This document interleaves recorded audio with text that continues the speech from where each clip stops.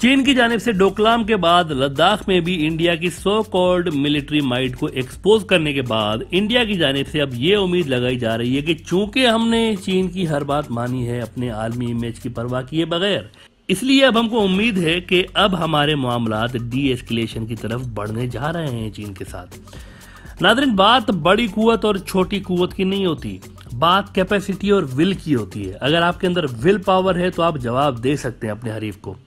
India Ladakh में अगर जंग से बचना भी चाह रहा था तो कम से कम कोई ऐसा जवाब चीन को देना जरूरी था इंडिया की जानिब से, जिससे इंडिया कुछ ना कुछ आलमी इमेज अपना बरकरार रख सकता था। लेकिन इंडिया की जानिब से मुकम्मल सरेंडर नजर आया है, कोई चीज नहीं की गई चीन के खिलाफ।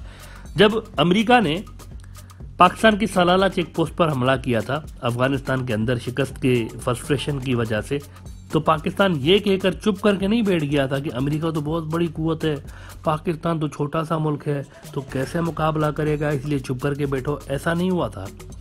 पाकिस्तान ने भी रिस्पॉन्ड किया था अमेरिका को, और पाकिस्तान के अंदर जो अमेरिका और नेटो की सप्लाई लाइन गुजर रही थी उसको पाकिस्तान ने तब बंद करके अमेरिका से कह दिया था कि अब जरा 6 महीने टिक के दिखाएं आप अफगानिस्तान के अंदर।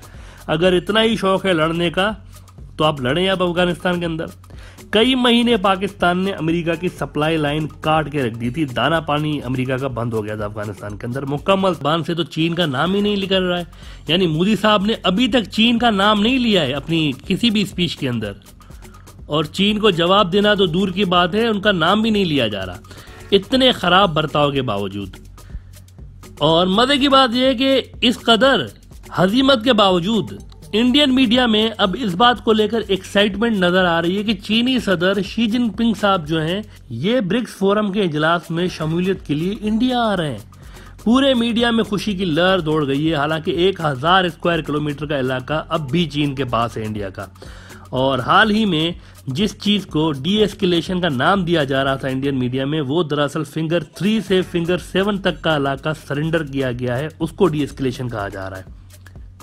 यानी पहले इंडियन ट्रूप्स फिंगर 7 तक जाकर पेट्रोलिंग किया करते थे, और अब इंडिया ने यह मुआहदा किया है कि आइंदा हम फिंगर 3 से आगे जाएंगे ही नहीं। फिंगर 4, फिंगर 5, फिंगर 6, फिंगर 7 तक का पूरा इलाका इंडिया ने सरेंडर कर दिया है, और इस सरेंडर को डी एस्केलेशन कहा जा रहा है।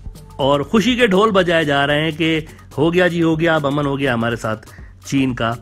बहरहाल जिस ब्रिक्स इजलास के लिए इंडियन मीडिया कह रहा है कि चीनी सदर शी जिनपिंग इसमें शिरकत के लिए इंडिया आ रहे हैं, अभी तक ये भी तय नहीं हुआ कि ब्रिक्स का ये इजलास वर्चुअल होगा या बाकायदा इजलास होगा, अभी ये भी तय नहीं हुआ। और पहले से ही इंडियन मीडिया कह रहा है कि शी जिनपिंग आ रहे हैं इंडिया। वैसे आने को आ भी सकते हैं, हम ये नहीं कह रहे कि शी जिनपिंग आ नहीं सकते इंडिया, ऐसा नहीं है। चीन को समझना बहुत ही मुश्किल है। चीन आज में खड़े होकर 10 साल आगे का मंजर देख रहा होता है, इसलिए कहना मुश्किल है कि शी जिनपिंग साहब इंडिया आएंगे भी या नहीं आएंगे।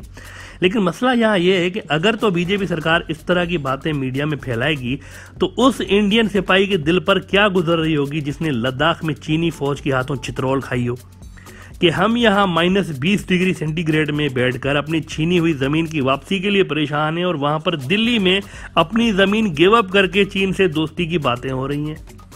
बीजेपी सरकार ने एक और फ्रंट पे भी इंडिया को मायूस किया है, और वो ये कि पूरा 2020 मोदी सरकार इंडिया में चाइना की प्रोडक्ट्स के बायकॉट की मुहिम चलाती रही। मोदी साहब ने चीनी एप्स बंद करके ये तासुर देने की कोशिश की कि वो चीन को आर्थिक चोट पहुंचा रहे हैं। मोदी साहब के समर्थक ये कहते रहते थे कि मोदी साहब दिमाग से खेलते हैं, मोदी साहब आर्थिक चोट पहुंचा रहे हैं और फाइनेंशियल डैमेज दे रहे हैं चीन को। लेकिन अब रिपोर्ट्स आ रही हैं, अब नई रिपोर्ट्स आ रही हैं, और इन रिपोर्ट्स ने पूरा का पूरा दूध का दूध और पानी का पानी कर दिया है। और अब ये पता चल रहा है कि इन सारी बैकवर्ड चाइना मुहिम के दौरान ये जो मोदी साहब बैन लगा रहे थे चीन के ऐप्स के ऊपर, इस सब के दौरान दरअसल चीन का रिकॉर्ड ट्रेड हुआ है इंडिया के साथ, और अब चीन इंडिया का सबसे बड़ा ट्रेडिंग पार्टनर है, अमेरिका से भी बड़ा। यानी वैसे ही चीन इंडिया का सबसे बड़ा ट्रेडिंग पार्टनर है, जैसे चीन बांग्लादेश, नेपाल और पाकिस्तान का ट्रेडिंग पार्टनर है, वैसे ही अब इंडिया का भी सबसे बड़ा ट्रेडिंग पार्टनर बन चुका है। इंडियन मीडिया का 24 घंटे लगातार एंटी चाइना प्रोपेगेंडा, मोदी साहब का आत्मनिर्भर भारत का सियासी नारा, सब धरे के धरे रह गए और चीन इंडिया का टॉप का ट्रेडिंग पार्टनर बन चुका है। सबसे अहम बात यह है कि अमेरिका क्या सोच रहा होगा इस पे। ये अहम बात है। बाइडेन सरकार क्या सोच रहे होंगे इस पे कि हमें लॉलीपॉप देते रहे मोदी जी कि हम तो चीन का अल्टरनेट हैं, हम तो आत्मनिर्भर होने जा रहे हैं, हम तो चीन पे डिपेंडेंट नहीं, हम तो चीन के सामान का बायकॉट करने जा रहे हैं, और एंड रिजल्ट ये दिया है मोदी जी ने। China number 1 trading partner India का। अमेरिका के खुद के साथ इंडिया का ट्रेड इस वक्त $75.9 बिलियन का है, जबकि चीन के साथ इंडिया का ट्रेड $77.7 बिलियन का है। यानी आप जरा तसव्वुर करें कि उधर बॉर्डर पर मार कुटाई हो रही है, मारधाड़ चल रही है, और यहाँ मुल्क के अंदर ट्रेडिंग भी जारी है। यहाँ बहुत से इंडियन मीडिया आउटलेट्स के लिए भी शर्म का मकाम है कि बिना ग्राउंड रियलिटीज देखे हुए इस तरह के झूठे प्रोपेगेंडे किए जाते हैं जिसका कोई सर पैर नहीं होता। बायकॉट चाइना की मुहिम तो चलवाई गई जोरों शोर के साथ, लेकिन ये नहीं देखा गया कि उन करोड़ों वर्कर्स का और उन लाखों बिजनेस एंटिटीज का क्या होगा जो कि चीन के माल के बिना सर्वाइव ही नहीं कर सकती इंडिया के अंदर, और उनके अंदर तो लाखों करोड़ों इंडियंस काम कर रहे हैं, उनका क्या होगा। अगर इंडिया ये मुहिम ना चलाता, चीन अपनी सप्लाई रोक देता फॉर एग्जांपल, तो इंडिया की मार्केट मुकम्मल तौर पर ठप हो सकती थी। इतना बड़ा शॉक इंडियन मार्केट एब्जॉर्ब नहीं कर सकती थी। बायकॉट चीन की इस बहती गंगा में सबने हाथ धोए। यानी उन मीडिया आउटलेट्स ने ये कैंपेन चलाकर देशभक्ति की आड़ में टीआरपी और रेटिंग्स हासिल की। इंडिया के सियासतदानों ने, खासतौर पर बीजेपी के पॉलिटिशियंस ने ये मुहिम चलाकर अपना वोट बैंक मजबूत करने की कोशिश की और ये साबित करने की कोशिश की कि हम चीन को सबक सिखाने जा रहे हैं। अलबत्ता इस सब के अंदर इंडियन अवाम और इंडियन बिजनेसेस का किसी ने नहीं सोचा कि चीन के माल पर ये सारे डिपेंडेंट हैं और इनके अंदर जो लाखों लोग काम करते हैं उनकी रोजी रोटी चीन के माल पर डिपेंडेंट है। इसका किसी ने नहीं सोचा।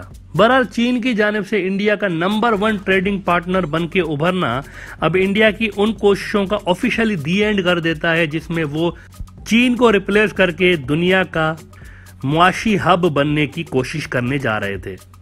उन सब कोशिशों को मोदी सरकार ने दी एंड कर दिया है। सारे मुल्कों के सामने ये चीज क्लियर हो चुकी है कि इंडिया खुद चीन के बिना सरवाइव नहीं कर सकता, इंडिया की मार्केट चीन के बिना सरवाइव नहीं कर सकती।